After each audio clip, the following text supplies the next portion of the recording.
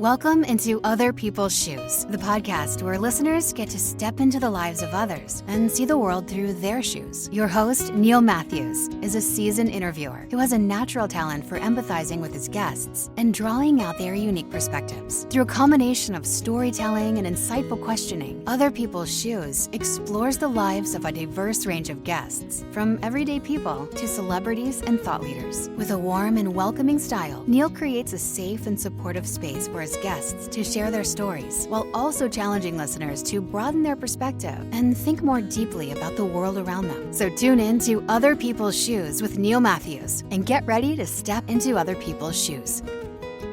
Hey, come take a walk with me, not like you used to do something different and put yourself in other people's shoes. Open up your mind and open up your eyes and change your direction.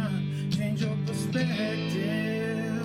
Welcome in to Other People's Shoes. As you know, I am your host, Neil Matthews. Thank you so much for hitting play today. We're going to have some fun. We're going to maybe even play a little bit today. So join me if you will. We got up early to make our flight. We did have a couple of layovers in Colorado. We had a couple of layovers in Missouri. I know it's not that far over, but it seemed like it took us forever to get here. Now, you might be thinking, where are we today, Neil? We're in the world. We're not looking for Carmen Sandiego. We should maybe be, because we're still not sure where she is in the world. For those rockapella fans out there, they're still rocking it. They're still doing it. Today we find ourselves in a new state, and I'm so excited because at this exact moment, we are 4 states away from completing our mission, ops mission. That mission, of course, to be in all 50 states. Well, we are 4 away as of this moment, and I never thought we'd get here. I mean, I thought we'd get close. We've been close. We've been in Vermont. We've been in Maine.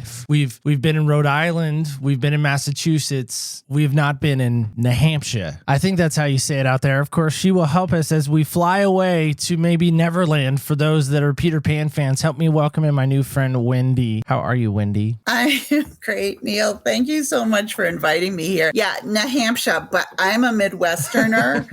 So I don't quite fit in. I do when I want to. Does anyone fit in anywhere, though? That's the question I always ask myself. Because I find myself struggling being out in Oregon, or Oregon, as some would say. Everything in my life is North Carolina. Everything. The University of North Carolina. And I get teased on the regular basis. Why don't you just go move out there, Neil? Last night at home group, one of our questions was, what's something that nobody in the room probably knows about you outside of your spouse? And so I thought for a second, and I thought, well, I'm pretty vocal. Most people probably know me pretty well, or at least know things about me. And I said, I was actually born in North Carolina. And the room's like stunned silent. And one of the guys goes, no way. Really? Like, that's where it comes from? I'm like, yeah. Actually, that's part of the story of why I like North Carolina. And he goes, I don't believe you. And I said, okay, well, that's the point of this. I say all that to say, I'm excited that you're here. I'm excited that our friend Sarah connected us. She's a fantastic lady. We had her on a while back. Folks can go find her episode. They need to go check out what she's doing because she's writing some amazing books. We want to say thank you to Sarah in this moment. On to you, Wendy. Now, I've heard this about the name Wendy, truly. So you can dispel this for me if you want. I would love that. But the name Wendy never came along until the movie Peter Pan. Have you heard that? Truly. Like, I'm not making it up. I have not heard that. I hated this song, Who's Looking Down the Streets of the City? Everyone Knows It's Wendy, when I was a kid. And I probably still do. Oh, hate that song. I don't know why. Well, so my daughter's name is Adia, and there's a Sarah McLachlan song from, I think, 98, 99, somewhere in that time frame, the late 90s, we'll say, just to be close. And the song is named Adia. Every now and then I'll listen to XM radio, 90s on 9. I'm a 90s kid. Okay, I'll admit it. And that song will come on. And so the other day it came on, and I was at a red light, and I snapped a picture, and I sent it to her, and she just wrote back, ugh, throw up face. She's maybe heard it a few times in her life. And no, that's not where we got her name. Our kids, though. I know, right? I thought that's what the whole joy of being a parent was being able to do that, right? getting them ready for counseling. That's what I always say. Exactly. Well, so Wendy, help us with this. I love to lead off every show with this question. So help me with this. Is there a style of shoe that Wendy likes to wear? Actually, there is, because I have no feet. When you wear prosthetics, sometimes you can manipulate your feet so that you can wear different heel heights, and other times you can't. My current feet, which I don't even know what they're called, Elon, they don't let me manipulate the heel height. So I'm pretty much stuck in tennis shoes. I don't like them because they make me feel uncomfortable in dresses. They're comfortable. I used to wear flats in my old legs. I love those because then I could get all stylish and cutesy. Now I feel frumpy and old in my tenny runners. I like the tinny runner comment. That's a first for me. Really? Yeah. And so I do think, I don't know how to say this politely, so I'm just going to kind of put it out there. Yeah. I do think you're the first one that has openly admitted, hey, listen, I don't have feet. I think that's a first for us also. And so some might find that as an inappropriate question. What would your response be to that? No, I openly promote myself as the happiest, most positive quad amputee you'll ever meet. And I run into people with questions all the time, and I never mind answering them. You're in the grocery store and the kids will stare and the parents will drag their children by the arm and say, don't look, don't stare. And I'm like, look, ask your questions. Don't freak the kid out. Ask. For the most part, if I have pants on, you can't even tell that I have fake feet. Although I do like to sport around in some shorts because I have some really snazzy butterflies all over my prosthetics. That's what's great about you. I can already feel it, is this idea that this is the way I am, and let's move forward. Let's figure out how we can find commonality. I think maybe that might be your heart too. And really, it's not getting stuck in the struggle. It's just don't get stuck there. Don't get stuck in your pity party. Because when we do that, it's no fun there. That's not the kind of party we want to be at. We want to be at the overcoming with joy party. I'm imagining for a moment, at least, you've maybe been around the Bible, been around people of faith. Maybe a few times. All right. Yeah. All right. Fair enough. So there's this amazing battle that takes place between, we know it, even if we grew up in the Sunday school felt board era, or if we're an Awana kid, or if we're in the new era of maybe watching videos on church life. We all know this story. Again, I think even out of the church, the famous story of David and Goliath. And David goes out to fight Goliath, and we all know it. He slings Goliath, the rock to the forehead. He dies. Prior to that is the part that I want to focus on. And that's this line that I missed somehow in all the felt boards and all the Awanas and all the readings. I was at a men's advance camp, or men's retreat, as some may know it as, but our men don't retreat. In this camp moment, I'm in this area, like log cabin type area. And the speaker's up there kind of yammering away, kind of like I am right now. And his name's Evan. And Evan shares, David had this moment where King Saul says to him, you're only a boy. You can't go fight Goliath. And I was like, wait a minute. Hold on. It was like almost like real life. Like, can I get a TiVo on that? Can I rewind? What did you say? And he said it again, because for my benefit, maybe, I don't know. He said it again. Not like I stood up and said, hold on, wait, restate what you said. He says, King Saul, and it clearly says in 1 Samuel 17, 1, 31, 32, somewhere in there, he says, David, you're only. And it got me thinking, wait a second, how many people have really felt like you're only, or make it a first person, I'm only ever going to be? And it really started seriously messing with my head to the point where I wrote it down. And I don't normally write things down, but I wrote it down and I really started praying, and I went to God and I said, God, help me with this. I don't want to be an only. I don't want to be so limited in my belief. And people have asked, so is this a limited belief thing? It could be. It could be you've thought you're only this and ever gonna be that. Wendy, I posed the question to you. When you heard that phrasing, you're only, what came to mind for you? What did that invoke? I think initially it's, I'm only a mom, a wife, child of God. How can you say only and child of God in the same sentence? I'm only an amputee. You're only what you make of it. And I believe it's a limiting belief. If I'm going to be only a mom, then by golly, I'm going to be the best mom I can be. Yeah, I can't say only to a child of God. Amputee thing, let's talk about that for a second. I can be back in those early days. For the audience, I experienced flesh-eating bacteria 12 years ago, which resulted in just a coma for 3 weeks, the hospital stay, multiple surgeries. And then when I came home 12 years ago, I was missing my hands and feet. And I was in a wheelchair. And I was like, this is not the end. This is not where I choose to stay. Even before I left the hospital, I was making plans for prosthetics to get up and get back to life and pick up where I left off. And I felt life would continue the way that I knew it. But I learned that life can continue, but not always the way it was before. But it can be new and different and better in some ways. I think it's what you put in your head is what you're going to live out. I don't go by the only. I like that. What you put in your head is what you're going to live out. That's powerful. Truly. Yeah. Like that's really powerful. My grandmother, for those that may not know that phrasing, she would say garbage in, garbage out. I say that all the time. So you know that phrasing. Absolutely. I mean, think about it. If you feed the word of God into your head, you are going to understand his character, understand his promises, trust him. If you feed Stephen King into your head, you're going to be a whole different person. I always say what you focus on is what you become. You're driving down the road and you're looking over there. Oh, look, there's cows in the field. And you just staring at the cows. That's where you're headed. And the same thing with life. If you focus on, I can only do this with my life, then that's all you can do. Walk me back through that flesh-eating bacteria. How the heck does someone contract that? How does someone come across that? I mean, that's invoking some stuff in me right now, especially in New Hampshire. It makes me not want to come back to New Hampshire. Okay, maybe it didn't happen here. I don't know. No, it's one of those freak bacterias that I am told, and I don't want to freak anybody out, I'm told it lives in our bodies, and sometimes it comes out and sometimes it doesn't. And for me, it appeared in an ingrown hair. When you buy a new car and it's this brand new color you've never seen before, and then next thing you know, everybody's got that same color car. So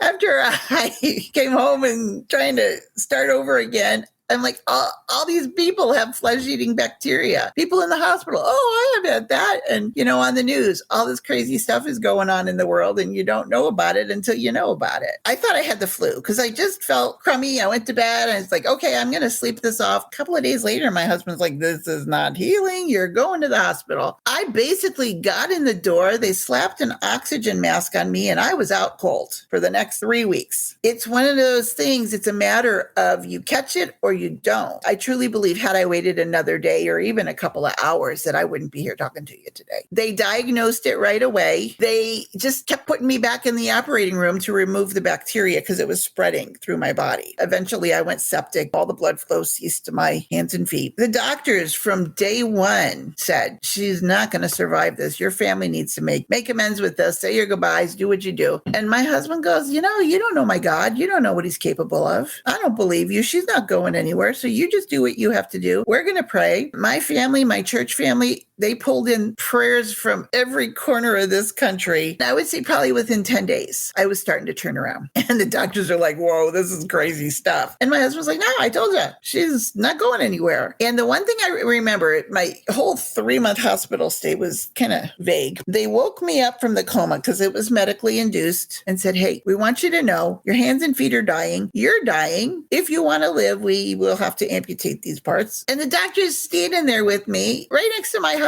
and he's devastated. And he's like, what do you want to do? Are you crazy? When you're not in a coma and you wake up, you're foggy. I thought this is the most ridiculous question in the world. What do you mean? What do I want to do? Cut them off. Do what you got to do. I want to get back to my family. Okay, out go the lights. And then when I woke up, there were just bandages where my hands and feet had been. And it was time to just start growing from there and rebuilding my life. It was very fluke, very dangerous. So I always tell people, because we all know our own bodies, if you feel something's off, don't wait. Go get it looked at. Because nowadays, there's all kinds of crazy stuff. And people are dying from the most fluky things. There's so many things that come to mind. Like, how do you wash your hair? I need help with a lot of things. Okay. Yeah. For the most part, I can do a lot. Getting dressed, showers, that kind of thing. Yeah, that's where hubby, God bless him.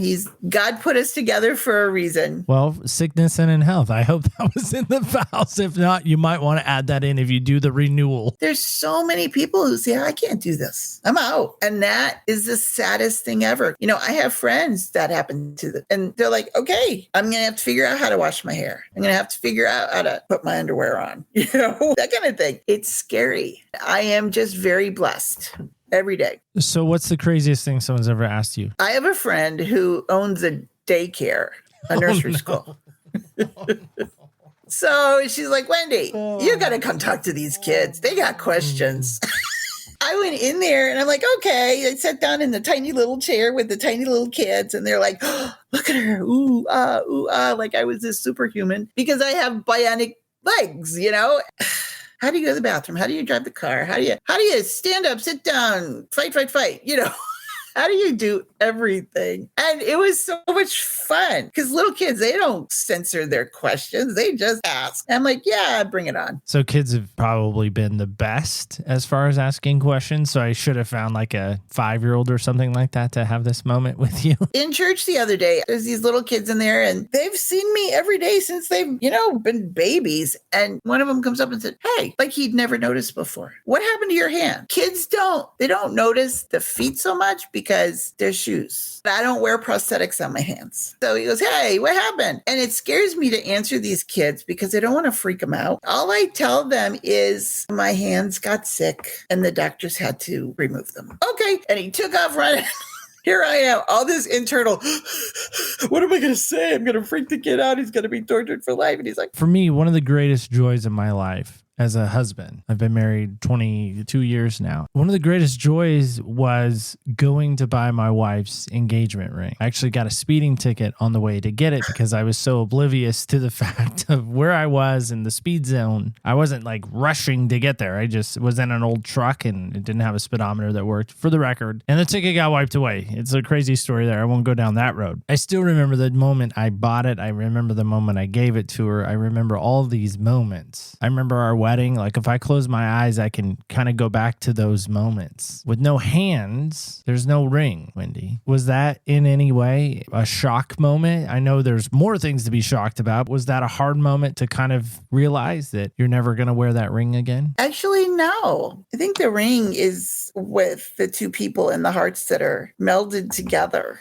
It's a circle that cannot be broken. As much as my ring is in my jewelry box, he doesn't wear his either. Maybe if he did, it might be more devastating, but he's a diesel mechanic. Yeah. And so he can't afford to get that caught on anything. And both of us are without fingers and toes and all kinds of nonsense. When I woke up, I remember asking, so where's the ring? He's like, I got it. I'm like, okay, he's got it. It was in his pocket while I was in the hospital. And now it's in a box. It's in those moments. Are we more focused on the material or are we focused on the spiritual? Yeah. What you said was so powerful. It's not about the ring. It's about the two people coming together, that metal melding together. I just think that's so, I love that. I really do. Kind of made me get a little emotional. Just so enamored with right now with you. It just seems sunshine and rainbows. And yeah, it has this adversity that you have to go through every day. It just seems like this isn't defining you. This isn't your only moment. Like you're not, like you said, I'm not only going to be this, I'm going to be so much more. Right. Is there a valley of the shadow of death that maybe comes upon Wendy from time to time? For the longest time, and it took me actually 7 years of that valley questioning. When I came home for the hospital, my kids were 13, 15, and my 18-year-old, he turned 18 when I was in a coma. These are critical years for these kids. And I was like, okay, I can't cook for them. I can't help them. I can't take them anywhere. I can't do anything for them. What I could do was listen, talk, guide, love. My kids were getting older and they were getting ready to move on. And we reached that whole empty nest thing eventually. 7 years was why. What do I do now? My kids are really independent. They kind of don't need me anymore other than just to be here. I always raised them to learn how to do their own laundry, wash dishes, and they were rotating in the kitchen cooking and they were caring for me now. What do I do now?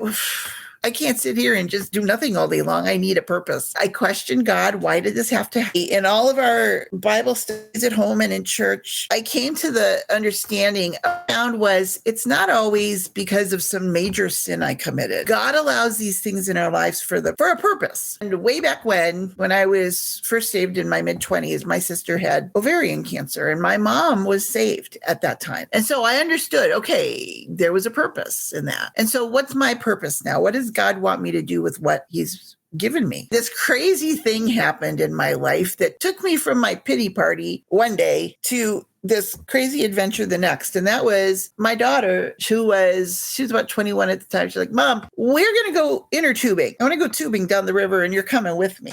And I was like, you've lost your mind. What kind of crazy thought is it to put a woman with no hands and feet in an inner tube and shove her down the river? You trying to kill me? And she's like, no, it's good. We're going to have fun. I just want to say that my family never saw me as handicapped. I was the only one who saw that. Yeah, what's wrong with you? Why do you think you can't grab yourself a drink in the kitchen or get up and walk or go for a walk down the road or any of those things? Why do you think that? That's not who you are. You're a doer. And so when she said, come on, we're going, I was like, ah.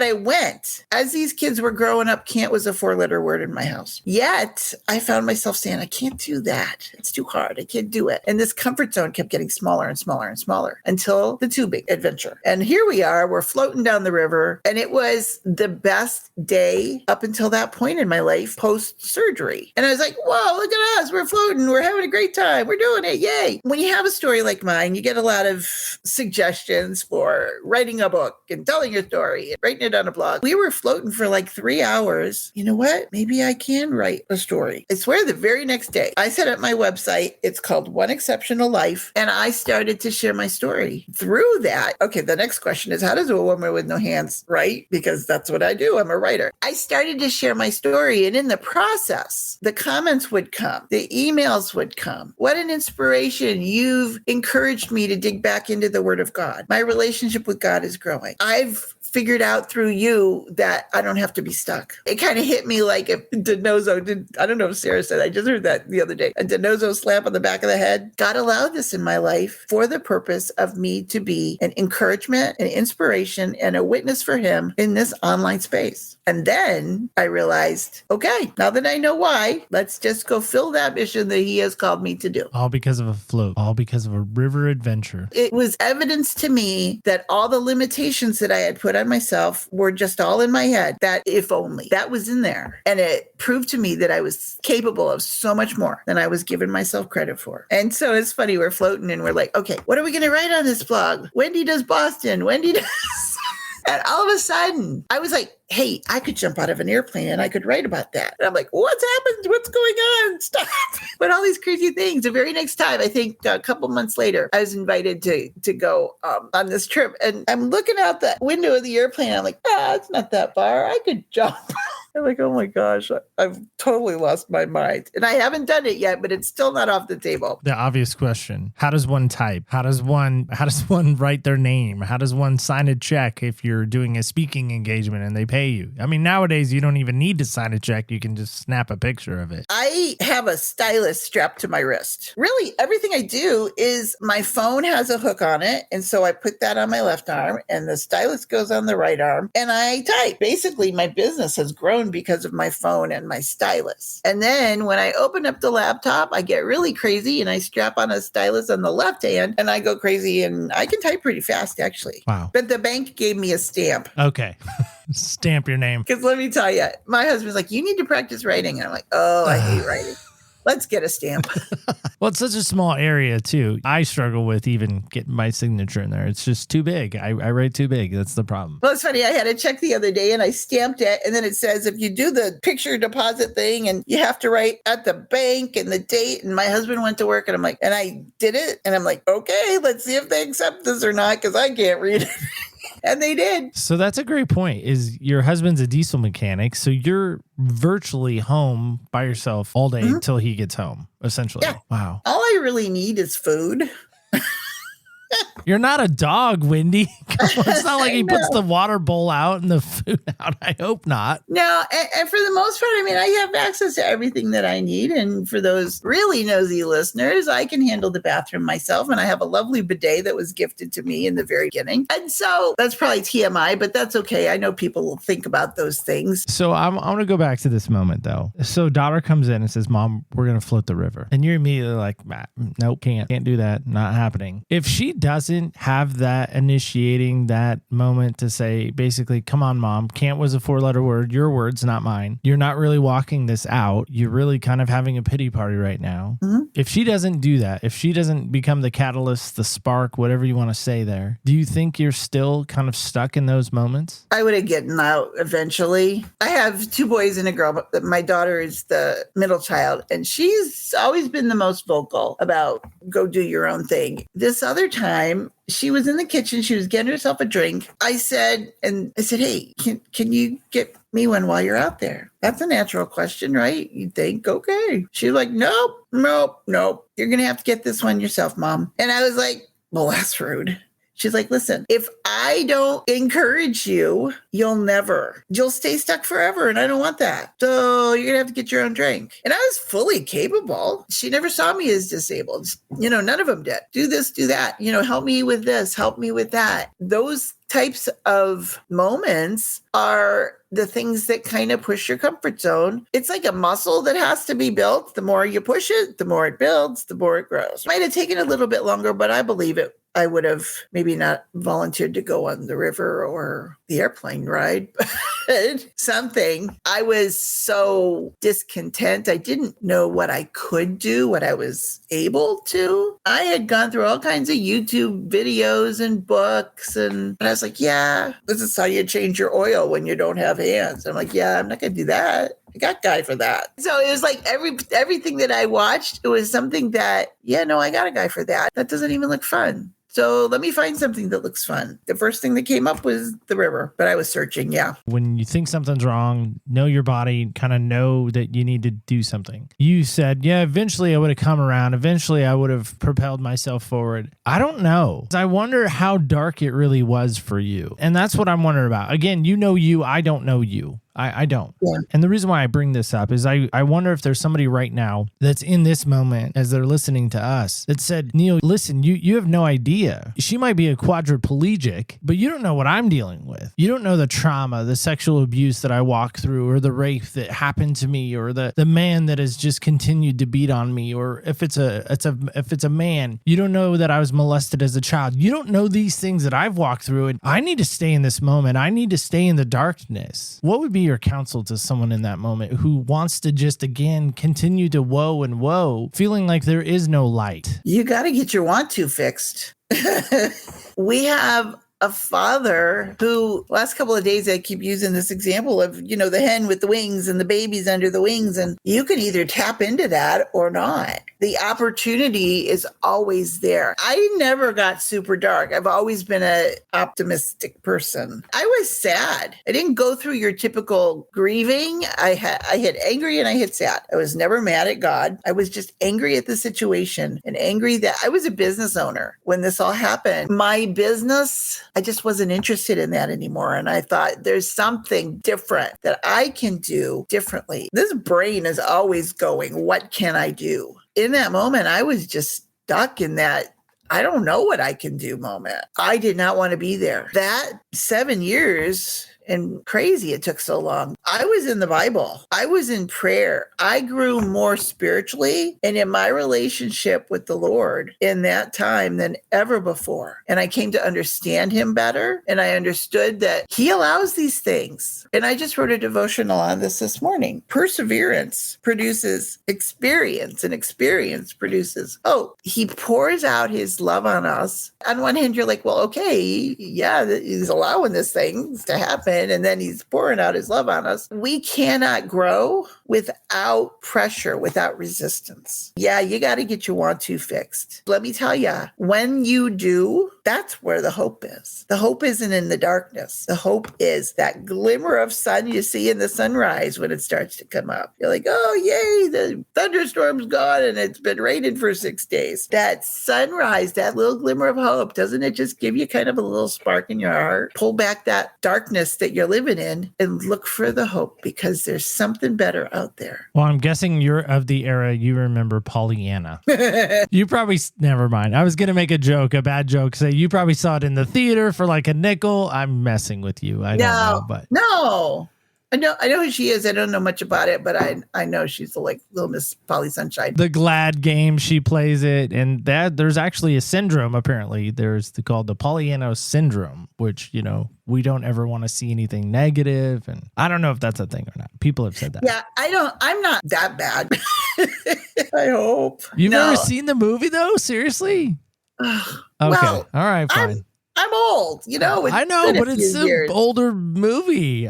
I think. I don't know. Now I got to go find out how much, when it came out and all that stuff. I don't remember movies I saw when I was 6. All right. I don't know. 6. The reason why I bring that up is Pollyanna, again, just to help for those that haven't seen it or maybe need a refresher on seeing it, is this young lady comes to her great aunt's house. Her parents have died. They're missionaries. She's never really had anything growing up except what came through the missionary barrel. Rarely got dresses. Found her dad taught her this glad game. No matter what they got, no matter what they received, they were to be glad in it. And so one time they got crutches and they thought, why did we get crutches? And her dad was like, well, just be glad we don't have to use them. And so anyway, so she goes to live with her great aunt who is rich and who everyone in town fears her because she's so rich and snooty and very prominent and just uppity and all these things, pretentious, all these things. And so Pollyanna goes to stay with her and kind of flips the town on its head as far as like being so glad and finding reasons to be glad because everybody there is kind of mad and sad and they see Aunt Polly, which is where she gets her name from, and they just cower in fear. So one night Pollyanna goes to this carnival fair that they're having for the orphan kids that Pollyanna helped to organize. And so she sneaks out of the house and she successfully climbs down this gigantic tree and gets down there and has a great time. Wins a dolly, which is kind of like, sorry, it gets me a little emotional when I think about this movie. She always as a kid wanted a doll and never got one in the missionary barrel. And so she finally wins this doll through this lady. And so she goes to sneak back home. And so she doesn't want to go through the house because she's afraid of getting caught because she snuck out. And so she's climbing the tree again and the doll gets stuck on a branch. And so she gets successfully to the roof to get into her window and she tries to reach back and grab the doll. And as she does, she falls. It's implied that either she's broken her legs or she's now paralyzed because she can't walk. And now Pollyanna, yeah, she needs the crutches. Well, yes, but she's so sad and she won't see anybody. She won't talk to anybody. And the glad game is now a sad game. And so everyone's trying their best to get her to kind of come around and to be the old Pollyanna. And she won't.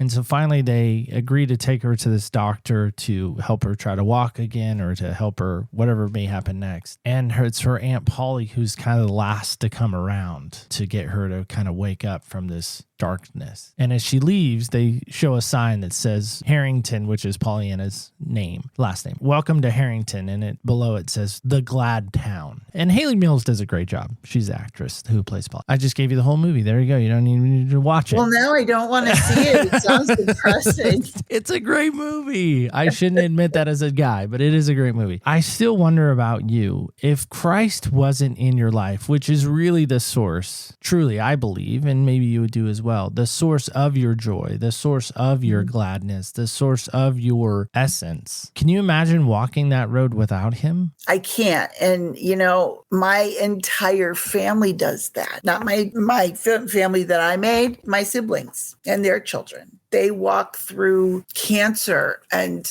divorce and all of these very difficult times. And they're forced to find alternative methods of coping. And it's heartbreaking because then when I say, well, I couldn't do this without the Lord. Jesus has been with me every step of the way. He sits right next to me when I'm in the hospital bed. The very first thing I remembered when I woke up, and remember, there wasn't a whole lot. My memory of that time I was on coma drugs for 3 weeks, is very limited. But I remember waking up and praying, even before anybody came into my hospital bed room. I said, Lord, and this scripture has stuck with me ever since, Proverbs 3, 5, and 6. And I prayed that prayer to him. I will trust you, Lord, with all my heart. I will not try and lean on my own understanding. I will follow you. I will acknowledge you. And I expect your help. I need you to direct my path. There's no way I can do this without you. And that has been my guiding verse for everything. When I'm scared, when I'm lonely, when I'm mad or frustrated or can't figure the internet out or the technology, that verse just comes out of my head. It's a reminder that he's there. And when I remember that, I think I can trust him. I'm not always going to understand why, who, what, why, where, when, and how. He knows. He's a loving father. and we're parents, we know how to protect our children. We also know they have to learn things and they have to grow. They're not going to be in diapers their whole lives. They're not going to be crawling their whole lives. They need to grow. But if they're going to stand up and walk, they're going to fall down and bump their knee. And yeah, flesh-eating bacteria and losing body parts is not like falling down. Gold needs to go in the fire to get purified and get rid of all the abnormalities and the gunk and the goo and all that stuff. But what comes out is this perfect piece of nugget. When we're tried, it forces us to grow spiritually. And either you do or you don't. I know some folks are like, blame God. It's all, I don't want nothing to do with him anymore. I think of the alternative and doing that. Yeah, no, I'm not interested in that. I need him. I have a very good friend who calls God my imaginary friend, and not in a positive way. He said, oh, you're off to go worship your imaginary friend. Oh, you're going off to learn more about your imaginary friend that doesn't exist. And it got me thinking one day, truly, because I love my imagination. I think it's one of the greatest things he's ever given me. It took me a long time to be able to openly admit that. I love how he can help me paint a picture, how he can put a picture in my head and then I can start describing that picture. Like I can close my eyes and I can start making a room out of nothing. And in my mind, that's what I hear you say. This great creator, this great deity, this great lover, this father said, for whatever reason, Wendy, it's going to hurt you. And I know it's going to hurt you, but I'm going to make you into so much more. How strong was your faith prior to this incident? Was it pretty strong? Were you pretty vocal or were you kind of held back? I held back. Every social media post I put out there is giving glory to God, where I was not vocal like that before. I'd been through cancer. Both my sisters have been through cancer. Lost both my parents. Not really happy life, really, if you think about it. It's what you make of it. If you know that this is not our home and this is just our temporary resting place until glory, eternity with our creator, how cool is that? You've got to do the best with what you're given. I look at it as God has entrusted me with certain gifts, and I want to hear those words, well done, thou good and faithful steward. I almost said student. Well, you are a student. Servant, I think is what you're looking for. Yeah. But I like student too. Have you allowed your imagination, speaking of imagination, have you allowed your imagination to take you to that place when you do reunite with Jesus in heaven and you look down and he grabs you by the hand, not the prosthetic, not anything else, and you stand in his presence as he brings you up from your knees? Because I'm imagining, I'm going to be that way. I'm going to be on my knees until he lets me come up and I see him eye to eye. But when you look down, even while you're on your knees, maybe with him, and you see your feet there, and then as he takes you by the hand and raises you up, have you allowed your imagination to go there in any way? Just a little bit. Okay. Because it's emotional. Yeah. And I get headaches when I get emotional, so I try and avoid it. Maybe that's why you stay so positive. There could be something to that. When we get emotional, we get headaches. I mean, that could be a symptom of them. That song by Mercy Me, I can only imagine. I mean, it tears me up. Oh yeah, I can't listen to those songs. It's funny when my kids were home, they always had the radio on, and I was like, I can't listen to the radio. These songs just break me. I'm like, oh, turn it off. And country music, that's just the worst. Yeah, right. Not in this small town. I found one Wendy definition that I really like. And I just Googled, by the way, I said, what does the name Wendy mean? I just found this so profound. One of the definitions was wanderer in the footsteps of the Lord. I've never heard that in my life. Now, mind you, I don't just sit around Googling, what does the name Wendy mean? I just thought that was so interesting. Wanderer in the footsteps of the Lord. Ooh, I'm going to have to write that down. You know what's funny? My husband's name is Mike. And when you said, I looked up the definition of Wendy, and how is it? I know he who is like the Lord is Michael. Why don't I know my own? It's crazy. The other one is friend or blessed ring, which I'm not even sure what that's about. Wander in the footsteps of the Lord. That is really cool. I'm claiming it. Okay. You could. Yep, do it. Google said it. It's factual now. I'm curious about this for you, and maybe others are as well, that want to get to know you a little deeper, a little further, down the road, and maybe have a different conversation with you than what we got to have today. What is the best way someone can reach out, connect, know more of where you are? I know you do speaking engagements and things like that. If somebody wanted to meet you face to face, maybe you're not all the way in New Hampshire, then maybe you're somewhere in the, I'll say the real states. No, just kidding.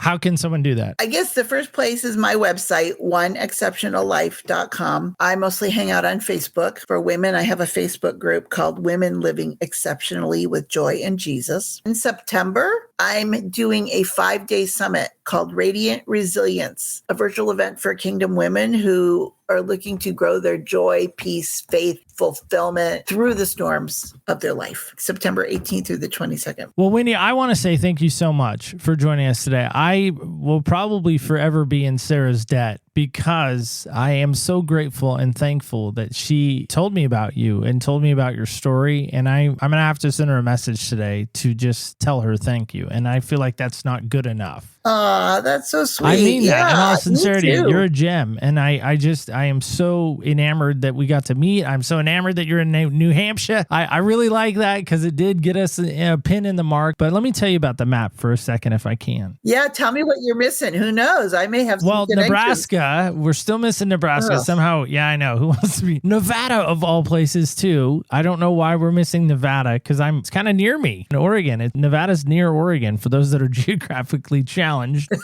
This is the other one that I think could be a little bit of a challenge as we move forward. Delaware and West Virginia. Even if you weren't from New Hampshire and you weren't making a mark on our map for us, I still would want to have you on. I just want you to know that, okay? Oh, thank you. But let me tell you about the map. So when I first started, that's what it was. It was just an achievement, like a checkbox. Like, look, here we are. We've been there. But then as I started to kind of hear more people's stories, I realized that the pin mark represented them. And so then I start looking at the map right now. Like I look at Florida, I look at Georgia, I look at these, and I'm looking up on the camera and you're seeing me looking up because it sits above me. It sits right at my 12 o'clock every time I come into the studio. It's right in front of me. And I start looking at these marks and they're pins and the pins represent the people. And then when I think about that pin, because they're different colors for different seasons, I start thinking about, well, I wonder what so-and-so's doing today. Let me just say a prayer for Amy in Florida. Let me say a prayer for my friend Uzma, who's Muslim, who's out in Arizona. Let me say a prayer for my buddy Marcus, who's out in California. Let me say a prayer for the people in Illinois. And that's what it turned into. It almost turned into like a prayer chart. Is that crazy?